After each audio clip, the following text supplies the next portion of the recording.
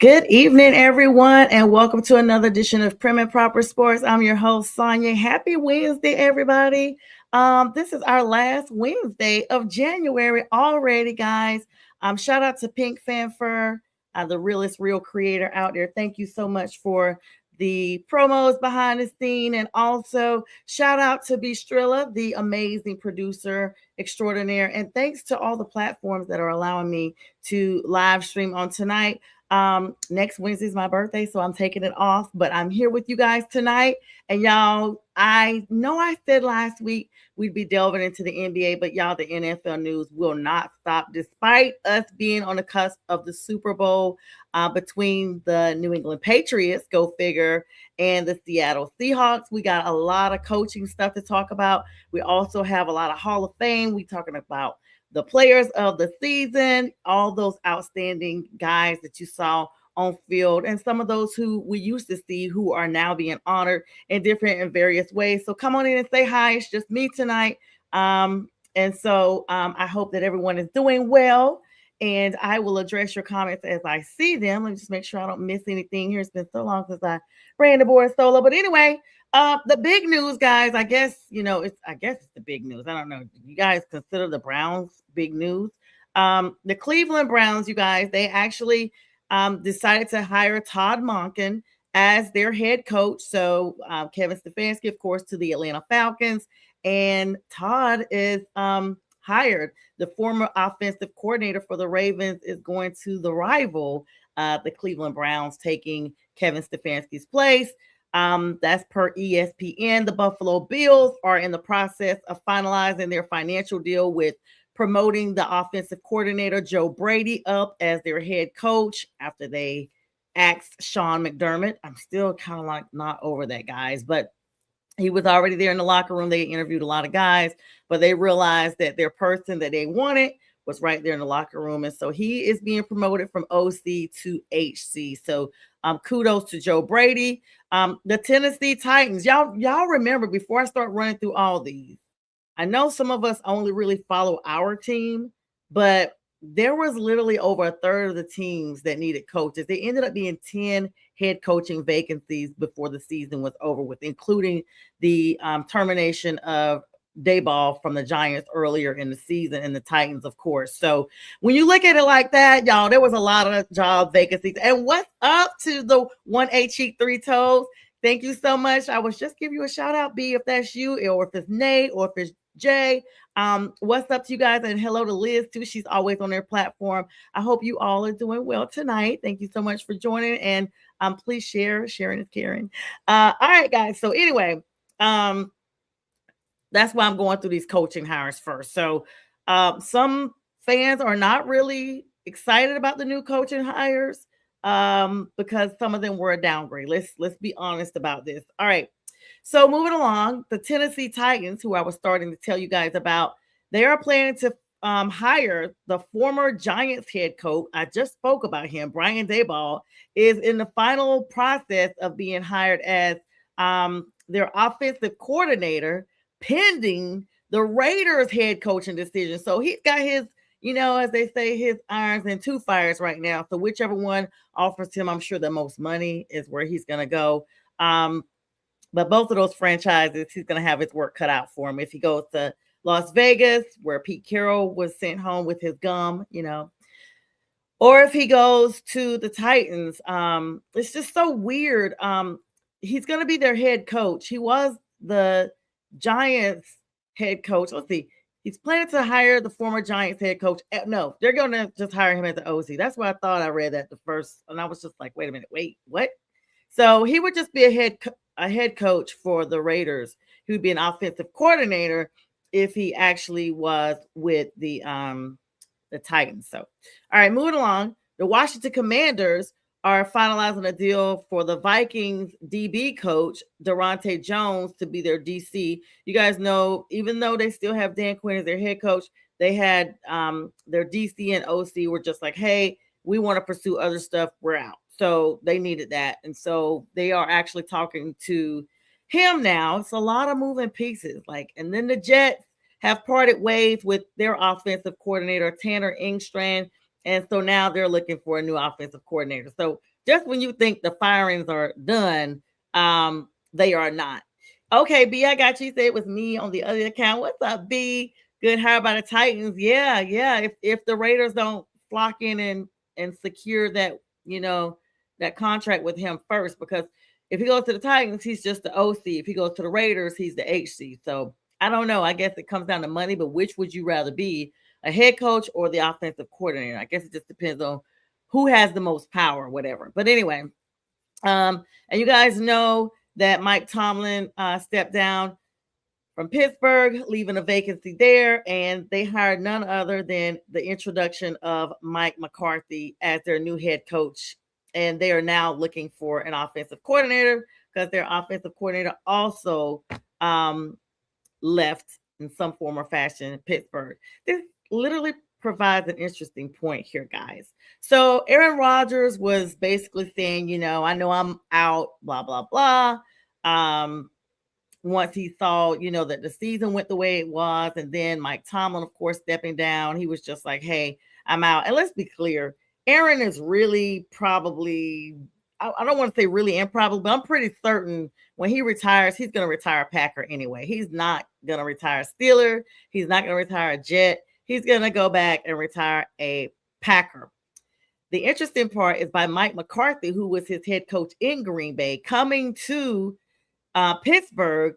There are a lot of suggestions out there that he may not hang up his cleats after all, because now he wants to, solidify his relationship with McCarthy. Now, you guys will remember Mike McCarthy lost his job in Green Bay because of Aaron. In fact, he was terminated on Aaron's birthday. And then Mike McCarthy got the head coaching job in Dallas. That he was there for a little bit. Aaron went on, left Green Bay and went to New York, New Jersey Jets. And now he is in Pittsburgh. And he basically said, hey, we mended fences. Me and Mike talk at least once a week. And so now everybody's like, okay, prove it. If you guys really have squashed this beef, because it's really big to get a head coach fired. You can't really come back from that if you're the quarterback. They have a lot of power in the locker room.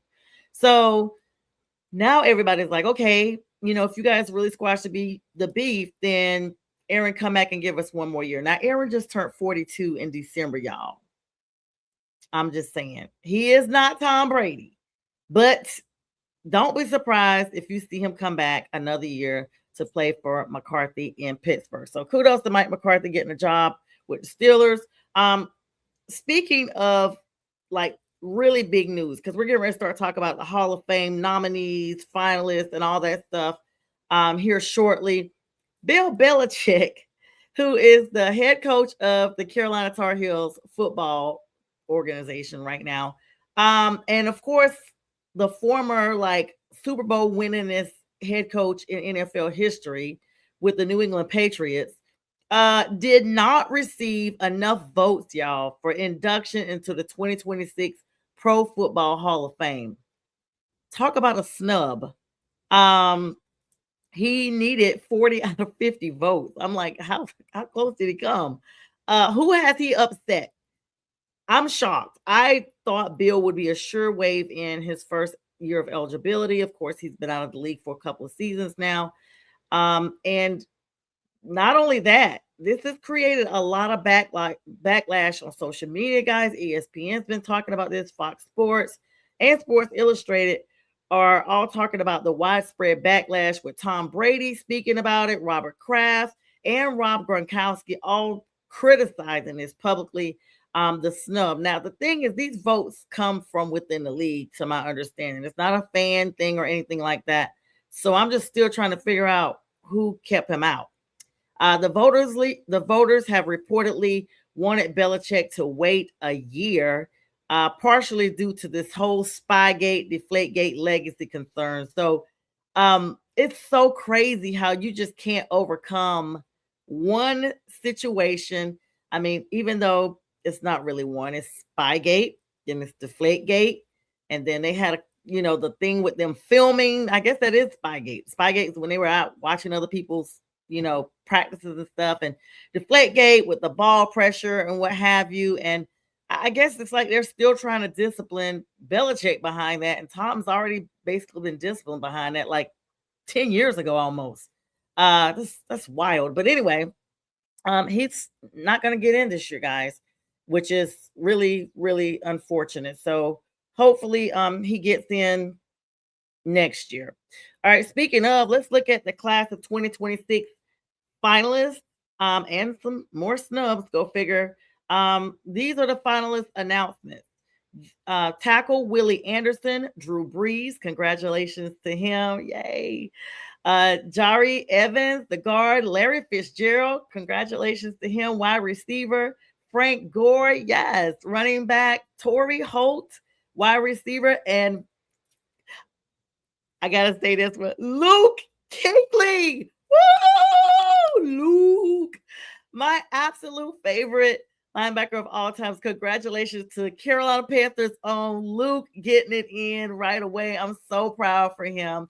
Eli Manning, another notable name, quarterback, getting in. Terrell Suggs, the offensive linebacker and defensive end, getting in. Adam Vinatieri, you guys remember him? He was the oldest kicker in league history. Absolutely getting it in.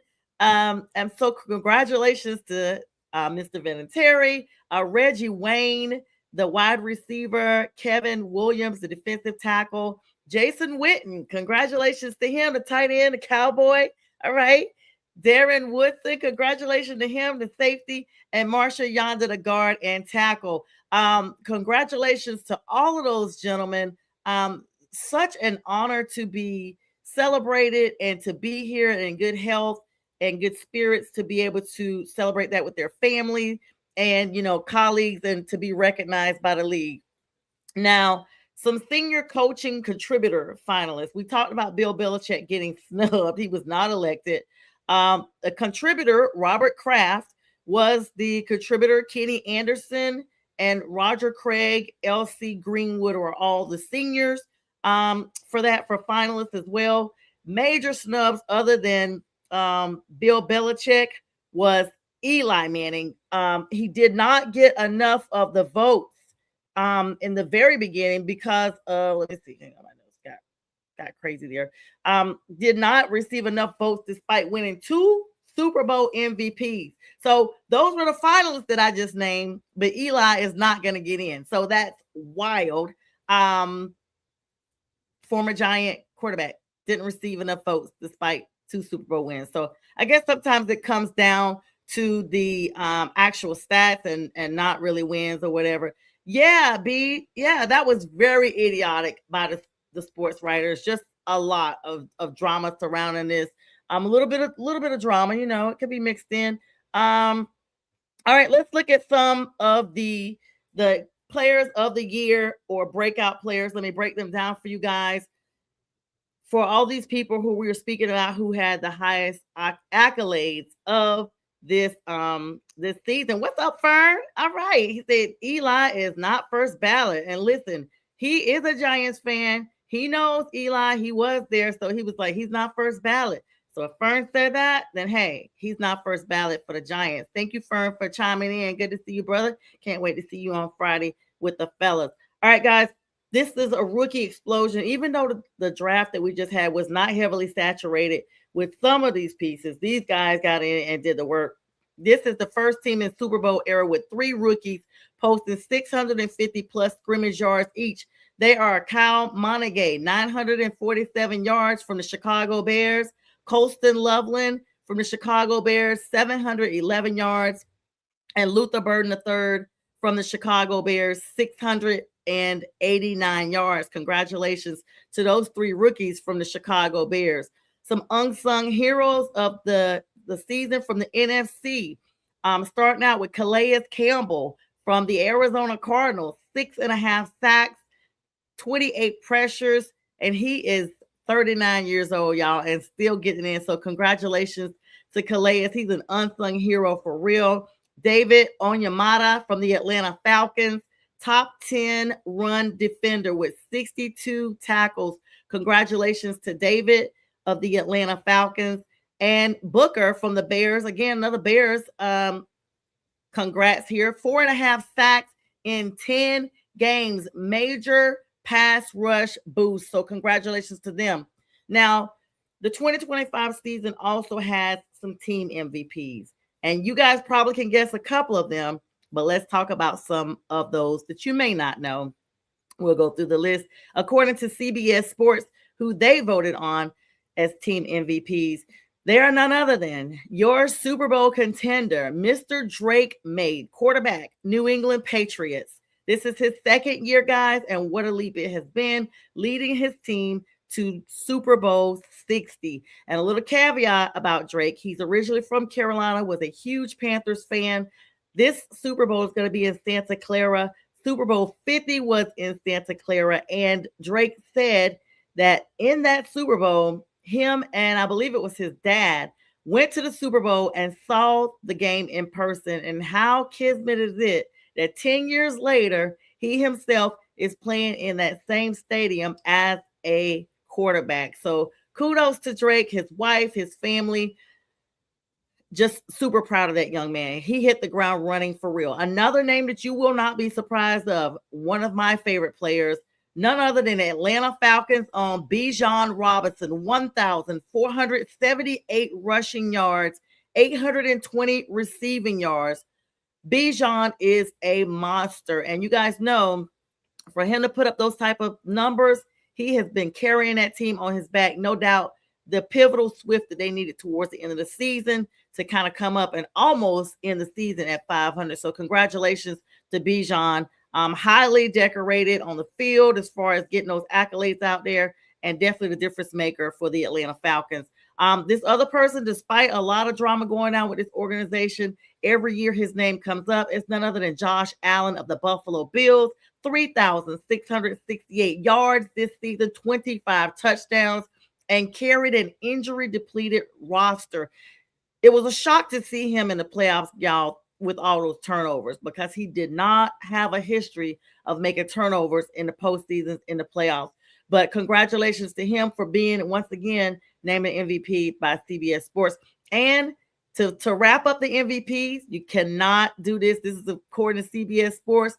Carolina Panthers' own cornerback, Mike Jackson, league leader, 19 pass breakups. We've seen it. We saw a lot of turnovers be because of Mike got involved, the cornerback. Thank you so much to you, Mr. Jackson. And looking forward to seeing him on the field next year. Mike Jackson, cornerback, Carolina Panthers. That's the CBS 2025 team MVPs.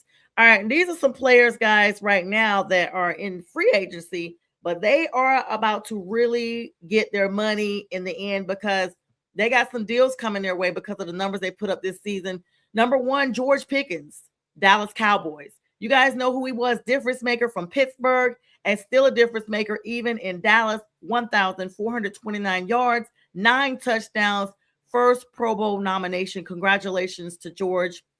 Alec Pierce from the Indianapolis Colts, league leader in yards per catch, 21.3. Big numbers for Alec over there in Indianapolis. And y'all know for a while, everyone was thinking with Jonathan Taylor that they were the team to look out for. But I digress. They were not. But they got it done in the end by getting Alec out there and putting up these big numbers. So congratulations to him. Another name y'all are not going to forget, former New Orleans Saints, now going to the Super Bowl as a Seattle Seahawk. None other than Rashid Shaheed. Big numbers, 95-yard playoff kickoff touchdown, and he's an elite returner throughout the league. He's definitely one of these free agents that's got to be coming up big because of the big plays that he's made. They got to put up the big pockets for him. Congratulations to Rashid Shaheed, the Seattle Seahawks special teams. And we're going back to Atlanta on this one. Mr. Kyle Pitts, Atlanta Falcons, y'all, 88 catches, 928 yards, 3 touchdowns, and had a week 15 explosion, which is exactly what I was telling you guys, how Atlanta was able to pivot their season. Despite knowing Raheem was on his way out the door, they swung the pendulum, guys, and watch out for them next season. Hopefully they can override the fact that they got Kevin Stefanski, because I really don't know where that's supposed to benefit them at all. All right, guys, so let's look at some other stuff here. All right, so we do have a very tiny little bit of news going on around the league with other stuff with NBA. No breaking stories really just yet. Just the games. Y'all know everything's just kicking off, and I got my Duke basketball on. You know how we do. It's almost March Madness. I mean, I know it's February, but March is coming up right behind there. There's some trade deadline expectations that are going around, guys. Of course, you guys know about the word with Giannis and just Jimmy Butler, of course, has been down, gonna be down. Jason Tatum still recovering, so that's been a big difference for the Celtics. And just looking at everything overall. All right, so to put it all in perspective, a lot of highlights driven, but what I'm gonna do is go ahead and actually plug in my commercial now so that I can take a quick moment before the halfway mark because we got a lot of stuff to still talk about here at the end, and I will be right back. The God above made you a masterpiece. The vision is clearer, nearer. My God, to thee, learning to lean on his power. Your perspective can be sweet when circumstances are sour. I'm saying. See the vision clear. Your identity is waiting, and you feel that hope is fading. Just hold on, it's gonna be alright. Trust in God, stand firm and hold tight. It's like that, yeah, yeah. It's like that, yeah, yeah. Meditation, I'm searching for a peace that's not present. I'm searching for feelings of solitude, emotions that's pleasant. Treasure, what did you deem important versus essential? We put our heart and soul in every line behind instrumentals. Coincidental? I think not. God's plan from the very beginning. Create the type of music that make people think twice before sinning. Pleading, Holy Father, please forgive our trespasses. Confusing things we want for things we need in life, our must-haves. Selfish, inconsiderate, narcissistic people. Christ died for all the world, so there is power in Jesus. Issues happen, disagreements, dissensions, distortions. This fallen flesh, we still forget sometimes that God is our portion. Forcing, others won't cut it, nor manipulation. One thing that's very destructive is self-righteous behavior. Satan, he's crafty, throwing darts like Bailey's. All right, guys, I am back. Thank you so much for that. Your girl been a little under the weather, so I had a whole coughing break and I could feel it coming. So thank you guys for hanging in there. Shout out to my niece Pearson. You guys saw her stuff. She is doing the final weeks of her scholarship push for a Jabberwock. And of course, all money she raises, she keeps in Delta Sigma Theta. If she wins by raising the most money, they will match her donation. So congratulations in advance to you, Pearson, and good luck on your campaign. And thank you so much to all of you who have so graciously donated, supported all of her stuff she has going on for that, and supporting the show. Thank you guys so much. All right, let's talk about some other coaching hires now that we've gone through the notables. The Ravens actually hired the former Chargers defensive coordinator, Jesse Minter, as their head coach after firing John Harbaugh. And I'm sure you guys knew that, but he then went on to land the Giants head coaching job Harbaugh did. So my question is, because I know Fern is still on here, do you guys think that will really be a difference maker in the way that the Giants, they got the pieces there, they have a new rookie there, but do you guys think it's too soon to basically call out the fact that they could turn their season around now? Or would it probably be a little bit later? Hello, Nathan. Thank you so much for joining me tonight.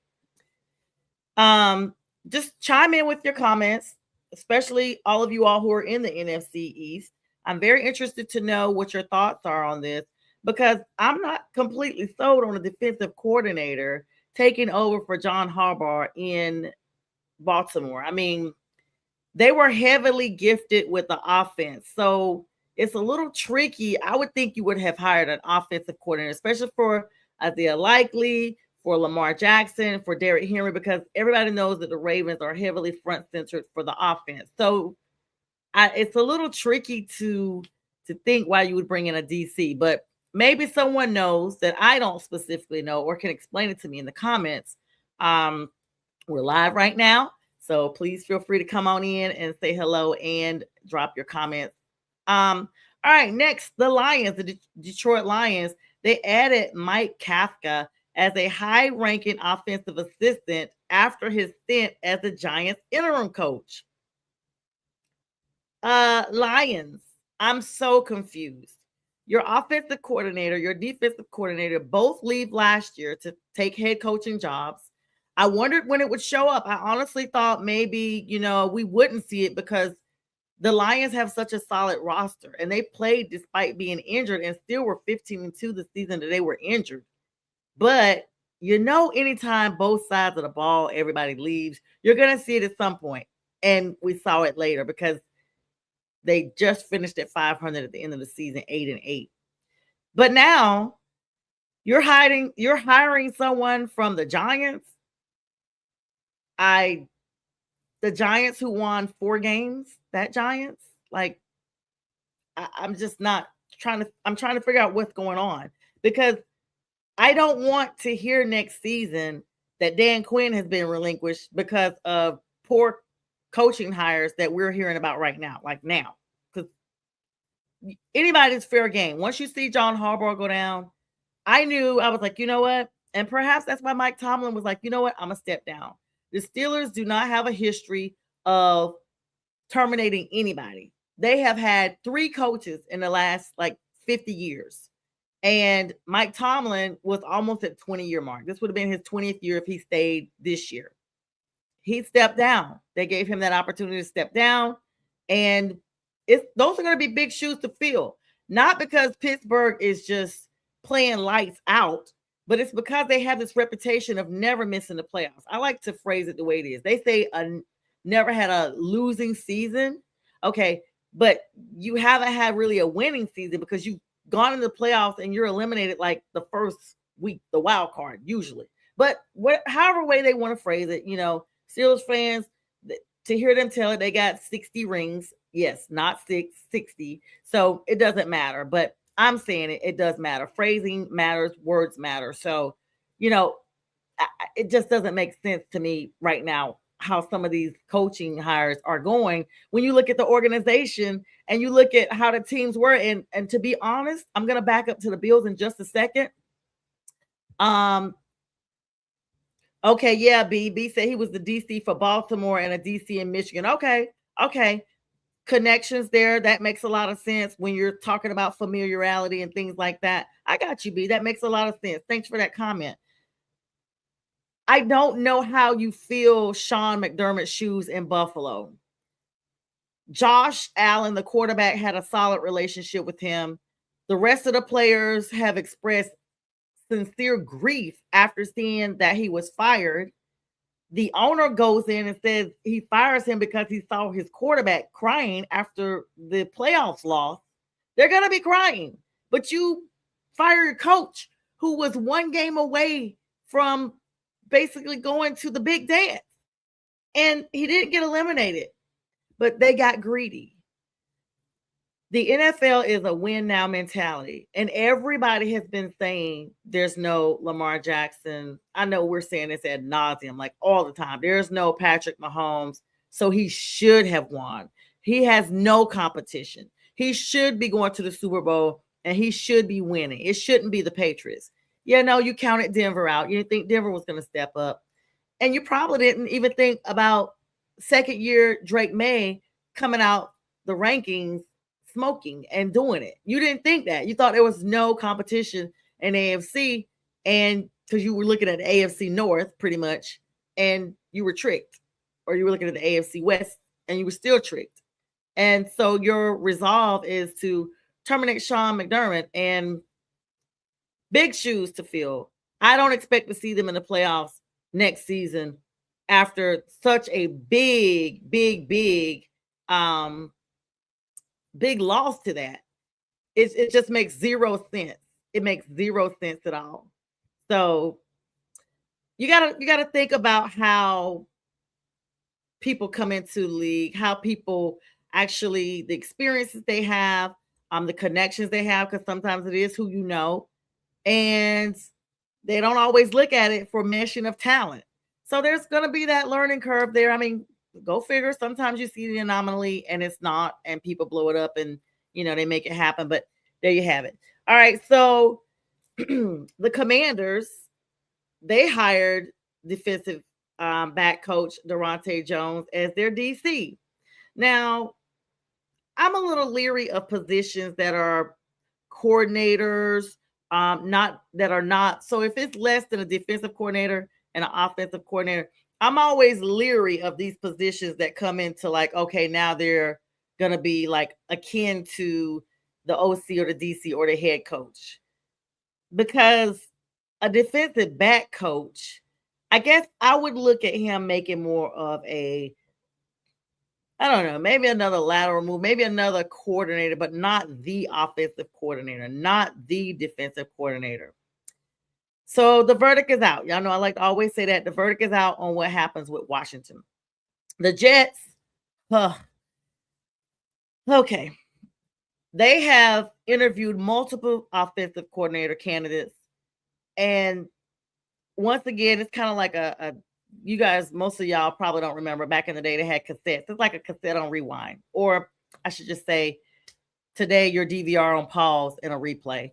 The encore presentation. They are resetting their offense again. I really don't know what the solution is for the Jets. I just don't know. Like, I don't see them being competitive. They had a few games that it looked like they may win, including when they beat Atlanta. But then they go right back down to the drawing board. I don't know. All right. So if you look at all these coaching hires, you are trying to basically figure out who plugs in where. I just feel like this. Don't nobody need to move from the Carolina Panthers. Please don't move nobody. Our defensive coordinator had been going around getting interviewed for head coaching jobs. He had a couple of head coaching jobs, interviews, and I was just like, please don't hire him. Like, not now. Please let us get one more season with everybody in place, please. And then y'all can have at it. We need to literally keep our people, because we were moving around every other year for we had 6 coaches, you guys, in 3 years' time after Ron Rivera. It was a mess. This is the quietest season that I have experienced in the last 7 years, as far as intermeddling by upper management, owners, what have you, into decisions with coaching and hiring and drafting and all that stuff. And it really is, sometimes the owners, they pay other people for that, for the recruitment. Stay out of it as an owner. If you know you're just Daddy Warbucks or Mama Warbucks or whoever, just pay the right people to get your recruitment. Don't you get involved, and definitely don't be out there throwing drinks and getting into it with fans over a poor decision that you had a part to do with. I'm just saying. All right, so let's talk about the Super Bowl matchup, guys. So this week we have Sunday off. They'll give you guys a reset February the 8th. Can you guys believe, like, one weekend is going to already be the 8th? So this Sunday is the 1st. The next Sunday is the 8th. Like, February already is a very short month. But so right around 2 weeks from now, the Seattle Seahawks will be playing the New England Patriots. In Santa Clara, you guys know this is going to be, the Patriots are, this is what's crazy. The Patriots are 4.5-point underdog versus Seattle. And they're saying they think that the score is going to be comparable of 45.5 points for both teams. So they're thinking that both these teams going to put up at least 22 points, both of these teams. But in the end, they say that they feel like New England's going to lose. And I'm wondering, because let's be clear, Seattle is literally playing lights out. I think now it's safe to say that the Sam Darnold of old is gone. He's dead. Like, you see him in different positions over the years, starting with the Jets, going to the Panthers, was with the Vikings for a little bit. I can't remember which Midwest team he was with, one of the NFC West teams, and now he's with Seattle. And he's the only quarterback with 3 different teams to go like 13-4 or whatever. So he's putting numbers up. But their offense is wicked. And I mean, Charbonnet didn't even play the last game, and they still were just off. They were unstoppable. I mean, the Rams held in there. But I knew, because I had seen the way the Rams played throughout the season, even though the NFL knows that when it's the postseason, everybody plays differently. They got to win to stay in. So, and that's the big game. Like, they seriously wanted it. And in case you guys don't know, this is a rematch of Super Bowl 49 The Patriots and the Seahawks were in Super Bowl 49, almost that 10-year mark. Patriots were there 10 years ago.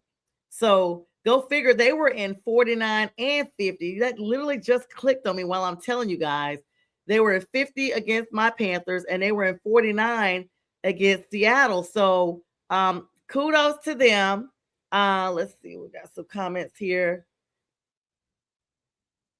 Okay, y'all. Thank you so much for saying you like watching my show. Thank you guys. All right, some people's comments is coming down because they being a little too out there. Anyway, so you just have to think about it like that, where everybody's coming from, this, that, and the third. But anyway, Patriots are 4.5 underdogs. So I would have probably thought maybe 3 points, but they're saying at least a touchdown, y'all. So 4.5 is like a safety and a field goal to get that to happen. So it's more than a field goal. All right, but listen here. Quarterback Drake May, this is one of the big storylines from the Patriots. He's a former high draft pick, now leading New England to their Super Bowl. Fox Sports is actually tracking his injury report status heading into the game. Something about his health, they haven't really fully come out with it right now. He's dealing with some type of injury. I do know these players are all banged up. I'm actually going to see real quick if I can't find out what kind of injury he has, and just let me just look right now, because that's the first I've heard of that. I know that sometimes players are hurt, they play through the injury. Look at Bo Nix, no one even knew that was happening, and so it's very important. All right, so Drake May is actually dealing with a right shoulder injury. But it's every credible report says he's expected to play in the Super Bowl, and the injury is not considered to be serious. He has been listed as limited on the practice list for this week, y'all. But both him and the team say that he's feeling pretty good.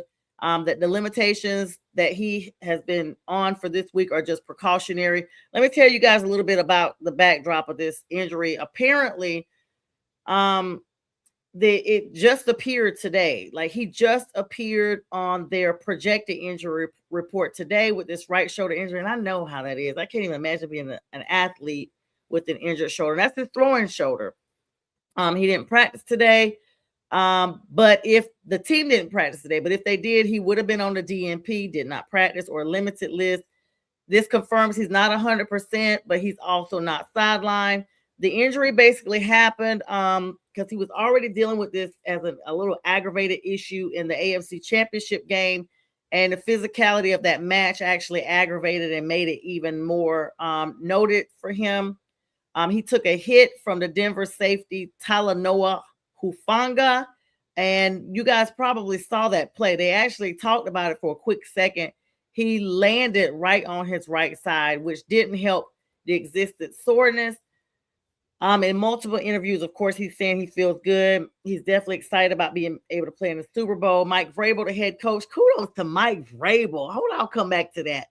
He's been intentionally vague about this situation. He literally was like, I wouldn't say anybody heard anything. Nobody's 100% this time of year. Just kind of throwing the media off. But independent sports medicine analysts are flagging the shoulder early because they're saying the Patriots literally waited until now to confirm this. And so basically, by it coming to light now, it's kind of like, all right, you're limiting his reps. It's because he's limited in the throwing. So that's pretty much what it is. But mind over matter. He's going to play in the Super Bowl. He's going to be playing in a limited capacity. No report says he's in danger of missing the game, and the Patriots are simply managing his workload so that he can kind of rest up this week. He is an MVP finalist, guys, completing 72% of passes for 4,394 yards and 31 touchdowns as a second-year quarterback. Even a slightly limited May is still a major factor in the New England's offense. So we definitely hope that he gets better soon. Let me plug in the Mike Vrabel thing I want to tell you guys about real quick. Let me take a drink on this one. Let me drink my water because I'm telling y'all, to know that Mike Vrabel came from the dumpster fire Tennessee Titans, and in his first year as the coach. He's not in his second year like Drake May is. This is his first year. Mike Vrabel took the New England Patriots to the AFC Championship. First, he took them to the top of the division, to the AFC Championship. They eliminated Denver, the number one seed. They were the number two seed in the AFC. They went all the way to Denver in that blizzard.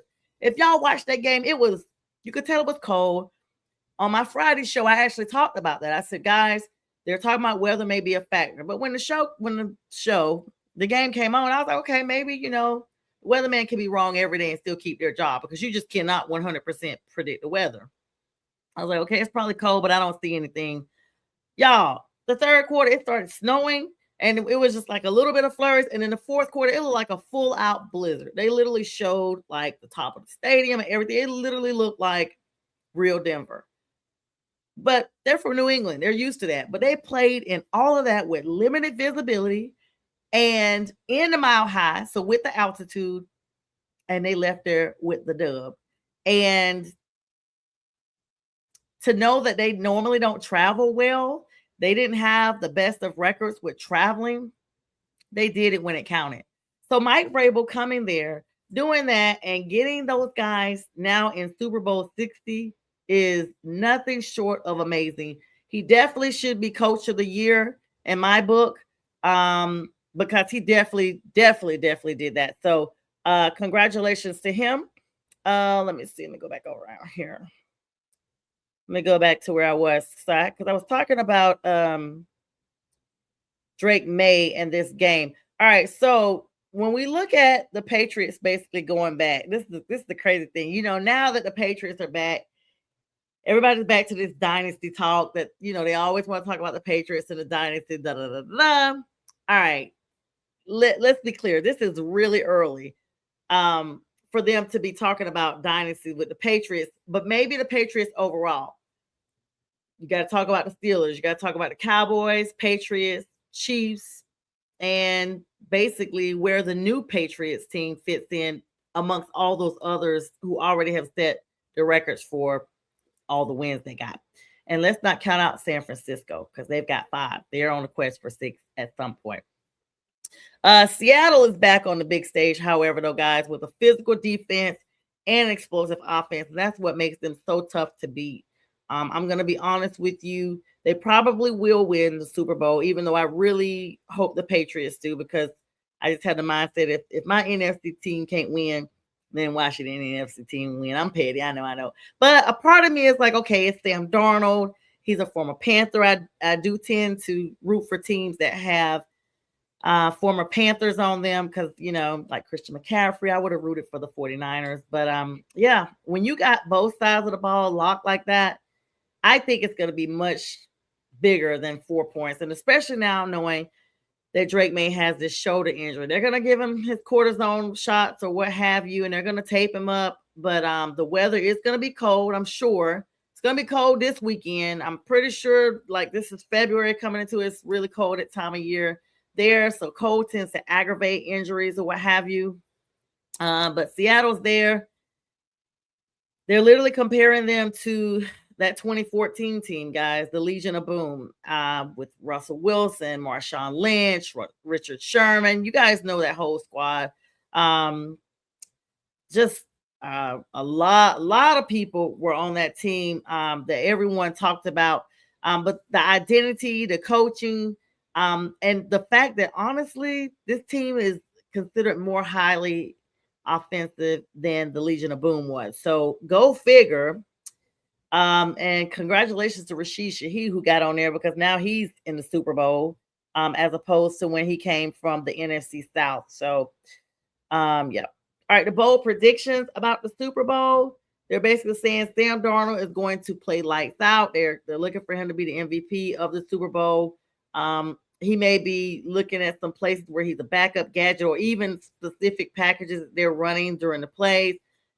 The X factor about the jumping off is basically any backup quarterbacks that may come in, special teams, the weather, like I've already talked to you guys about, and coaching decisions. Y'all know a lot of coaches have been put in the hot water as of late because they have not challenged. Like we'll be sitting there like, wait a minute, you're really not going to throw a flag on that, or you're not going to call a timeout to prevent the 10-second runoff. Like, you're just all these horrible things. And sometimes we see the quarterback does go against the coach. So perhaps the coach did make a call and the quarterback decided to play a different route or to go a different route. And so you just never know how that looked in the end. All right, so let's see if we get ready to wrap up here. Ooh. The Broncos quarterback coach, David Webb, QB's coach. Yeah, David Webb. Now that they're at home, he's interviewing for a Bills and Raiders head coaching job, showing how fast young coaches are being elevated. So I guess if Dayball doesn't take the Raiders position and he goes to the Titans as their OC, then maybe Davis Webb will go. I don't even know who he is. I'm sorry, guys. That's why I was just like, what? Seattle cornerback, going into the Super Bowl, Tariq Woolen. You guys remember he taunted literally all on the sideline of the Rams last week, just talking cold mess. Literally, like the only Seahawk over there, like all the way out of pocket. He addressed the taunting penalty versus the Rams, basically saying he has to be better. Yeah, you could have cost your team the game, bro. Good example of how discipline and emotion become huge in playoff games. And y'all may not know this, but Phillip Rivers, who y'all know came back and played a couple of hands with the Colts right before his 5 years of being out because he hadn't played since 2020, he threw his name in the hat for the Bills head coaching position.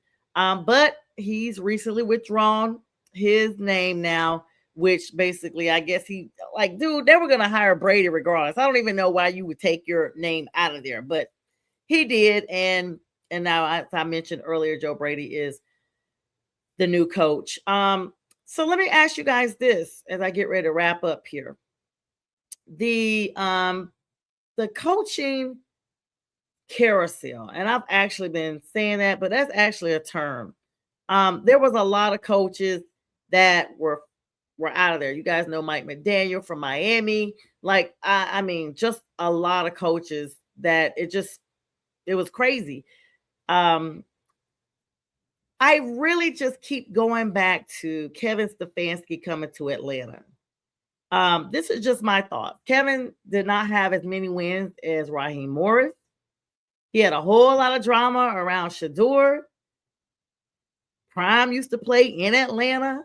Atlanta is one of the most culturally diverse and, pro-Black cities in America. And Kevin Stefanski has just had this ongoing issue with high-profile athletes behind the whole Shador thing. I don't know if I feel like he'll make a difference. I feel like maybe if the team themselves takes to him, and it also depends, do they bring back Michael Penix for the starting QB position once he's recovered? Or do you let Kirk continue to play for whatever he was playing for? He's already been paid. And you tell Penix, just sit for a little bit. Next thing you know, Kirk's winning the games and the Falcons are back where they want to be. Like, what do you do in that position? And then you got to think about it. The South is going to be really competitive next season.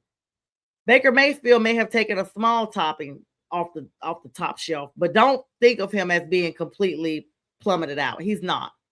Then you got to look at the New Orleans Saints.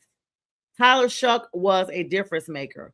Whoever decided to start Spencer Rattler, I wish they had at least, and I've been saying this the whole time, I wish they had at least kept him as a starting QB, at least for one of the Panthers games, so we could have won, at least the one at home. Once they put Shuck in, New Orleans' entire dimension was changed. And let's not forget, they got gifted their head coach from the Detroit Lions. Aaron Glenn is in New York with the Jets. He doesn't have the talent that New Orleans has had. They've just been sitting there. They have been sitting there cooking and waiting, and now they're going to be competitive for the NFC South. So the Panthers got a lot of work to do. That's why I was like, Panthers, please don't move any people. We need to keep everybody coaches. I don't care if it's Sir Purr, the water boy, the people that mark the lines on the field, whoever it is, whatever they do for the Panthers, keep them there because we don't need to do any shifting during the off season except for adding additional talent. But who you guys got in the Super Bowl? Now, Friday night, of course, myself and the guys will probably let's see, we'll actually have time to talk about this right before the Super Bowl. So we may not talk about it as much because we'll probably talk about it on the Friday, February 6th episode because that's right before the Super Bowl. But you guys can tell me, who are you all? Do you have a team in the Super Bowl?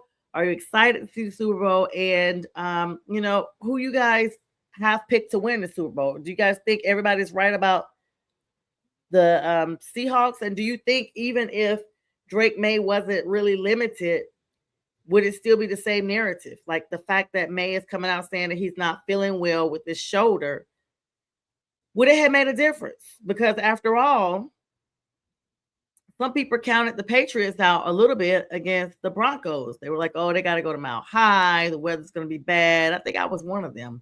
I think I actually said, even though I wanted the Patriots to win, I felt like it was going to be difficult. And then kind of find out they literally got to Denver the day before the game. So to go by Coastal is extremely difficult. The time change, all this, that, and the third. But they pulled it off, guys. It was not pretty, but they pulled it off. And so as you say, that's how the cookie crumbles. Let me just make sure I don't have any more closing news, guys, before I wrap up. Let me see. I will say this. It's been out, like people have been wondering if Mike Tomlin will take a season off and then come back like next season, right? And I think it just depends. Excuse me. I think it just depends. He's been coaching a really long time. He is the longest tenured coach in this modern era. And to be away from your family, to be away from your friends and the things you really like to do, 20 years is a long time. Not only that, coaches don't just work during the season. They're working literally year round because they got to have meetings about, they're looking at talent. They're, looking at guys that are already in college that may enter the draft. Like it's a lot that goes into that. So it's never an off button for them. They literally are like akin to like how doctors are always on call. These guys are always vigilant and they're always busy. So his wife owns a shop in Pittsburgh. I saw a whole article a couple of weeks ago about it. I didn't even know this. She has a shop that is customized fan gear. It started out like Steelers stuff for women and things like that. Now it's like you can get anything. Like I think it's all women oriented, but like all types of blouses, like things that are not just like, it's not jersey at all. It's just like nice, beautiful clothing that she customizes for that team. So now he can spend time with her. They were in Georgia a couple of weekends ago because I didn't know his daughter goes to college here and she had a gymnast competition. And who was there? Mike and his wife. So he's available now for family commitments. That's not always the case because you guys know when you are a coach in that type of position, that is your first responsibility. That's what, as they say, that's how y'all eat. So yeah. All right, let's wrap up some NBA news here before I hop off. I will plug some of that in. Igor Demin is chasing NBA rookie history. He actually, the Brooklyn Nets rookie, has tied the all-time rookie record for most consecutive games with a made three-pointer, 33. Congratulations to him. Matching Rudy Fernandez and Landry Shamet, who can actually break the record in his next game versus Denver. He's shooting 39.7% from three this season. He's made 98 made threes in the first 40 games, and he's second most in NBA history for a rookie at that point. So he was selected for the 2026 NBA Rising Stars event. So congratulations to him. NBA MVP ladder is climbing. They got some candidates for the MVP rankings. No change for the top four, but major movement from the bottom 5 through 10. The number 5, I'll just start with the number 5 and go. Number 5 is Tyrese Maxey from Philadelphia. Number 4, Victor Wembanyama. You guys call him Wemby. Um, Dominant two-way impact. Luca, of course, always up there in the talks. Number 3. Number 2, Nikola Jokic out of Denver. Hyperextended knee, still playing, guys, and still near triple double digits. So, like, you cannot underestimate that guy. And number 1, SGA, Shea Gilgeous Alexander, OKC's very own, the real Thunder. Still a front runner, multiple 40-point games. OKC is near the top of the West because of the contributions made by SGA. A lot of games this weekend, y'all, are being postponed because we're supposed to be getting snow again, guys. A freak again. Atlanta's predicted to get 30% chance of snow on Saturday. I don't know, because last week we just got like a little bit of shards of ice in my backyard and they shut everything down. I mean, we have to, y'all look it up. 2014 snowpocalypse. We have to be proactive down here. I mean, I saw snow trucks. I was like, come on, y'all. But the Carolinas did get a lot in the Charlotte, Raleigh area. They got some real pretty stuff. So kudos to them. Major winter storm, though, guys, come back for Sunday. Actually, this Sunday coming up. 2 games are going to be postponed. The Mavericks versus the Bucks in Milwaukee, and the Nuggets versus the Grizzlies in Memphis is going to be postponed because those areas are supposed to be impacted really bad by this massive cyclone of a winter storm because travel's unsafe. The 76ers versus the Hornets were moved to 3 p.m. That's in Charlotte. And the Pacers versus the Hawks here in Atlanta is moved to 1:30 because of the storm impacting. All right, guys. That's all I have. I hope you guys have a great night. If you're watching the replay, comment there as well. And I will see you guys on Friday with the fellas. Good night.